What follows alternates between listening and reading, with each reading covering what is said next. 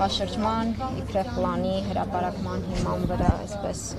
հասած ձեր մեկնաբանությունը։ Այս գործողությունները արձանագրենք, որ սկսվել են մի քանի օր առաջ, եւ Սրբազան պայքարի աջակիցներ եւ դաշնակցականներ ձերբակալեցին, դա համընկավ Նիկոլ Փաշինյանի Թուրքիա հայցի օրվա հետ եւ մեր ենթադրությունը նա էր, որ նոր զիջումներ են սպասվում եւ հետեւաբար տրամաբանական հակազդեցությունը կոտրելու համար կանխավ նախապես անցել են մարդկանց ահաբեկելու, վախեցնելու գործընթացի։ Հիմա այս ամեն ինչը ես այդ համատեքստում եմ դիտարկում եւ իմ համոզմամբ որևէ ապօրինի եւ անօրինական գործողություն Սրբազան պայքարի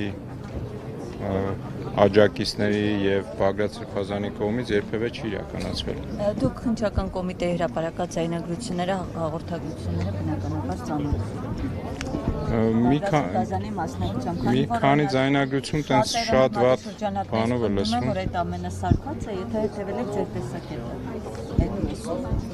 Տեսեք, իմ տեսակետը մնում է նա, այսինքն ես այդ մարդկանց իմանալով, այդ մարդկանց ասելով Բագրատ Սրբազանին եւ աջակիցներին, ես գիտեմ, որ երբևէ դա լինի բաց հանդիպման ընթացքում թե փակ, երբևէ բռնության կոչեր չեն արվել, երբևէ որևէ մեկին վնասելու, որևէ բան ջարդելու, փշրելու, որևէ նման կոչեր եւ պրոցեսներ չեն արվել եւ չեն կազմակերպվել։ Եվ հետեւաբար այդ ձայնագրությունները չեն կարող իրականությանը համապատասխանել։ Այնտեղ ես ինչքանով որը որ լսել եմ, չի լսվում նորմալ ինչ են խոսում, ինչ են, թե որտեղից անդեղից հասկացվում, որ որևէ ինչ-որ անօրինական բաներ էին պլանավորում, ես չգիտեմ։ Այսօր Բագրատ Սրբազանի բնակայցավայրից մի քանի իրեր են առգրավել, արկղերով ինչպես տեսանք, այսպես ուղենիշներ էր, չգիտեմ, տեսել եք այդ իրերը, դրանցով որքանով է հնարավոր ահաբեկություն իրականացնել։ Չեմ տեսել ինչեր են վերցրել,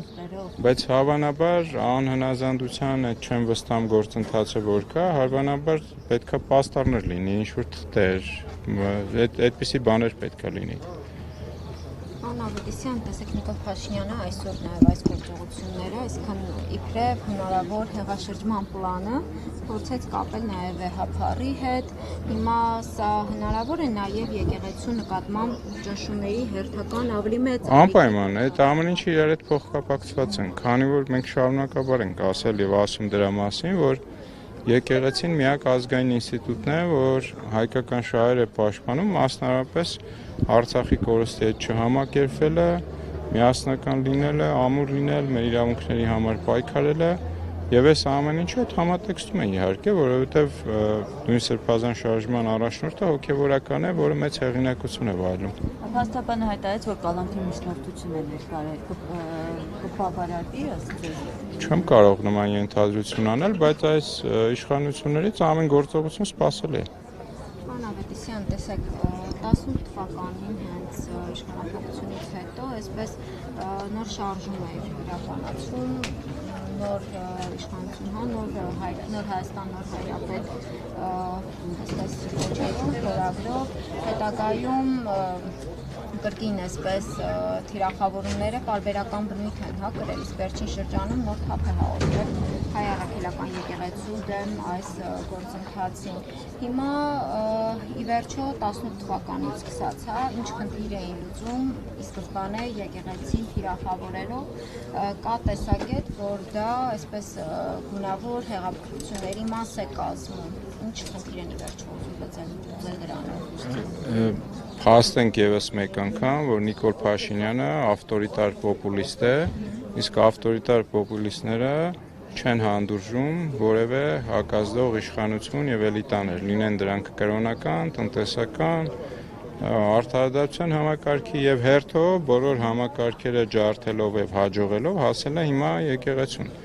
Ընդամենը էլի այն ինչը որ ասացինք, այդ համատեքստում, այսինքն մեր ազգային շահերը սպասարկող ինստիտուտի կազմաքանդումն է եւ այնտեղ իրեն ցանկալի խամաճիկ որևէ հոգեվորականի նշանակել է, որը կխոսա եւ կգործի բացառապես իր հրահանգով։ Ունեք թեկնածու ցեցին։ Չգիտեմ։ Նման տեղեկությունների չեմ տիրապետում։ Շատ լավ, շնորհակալություն։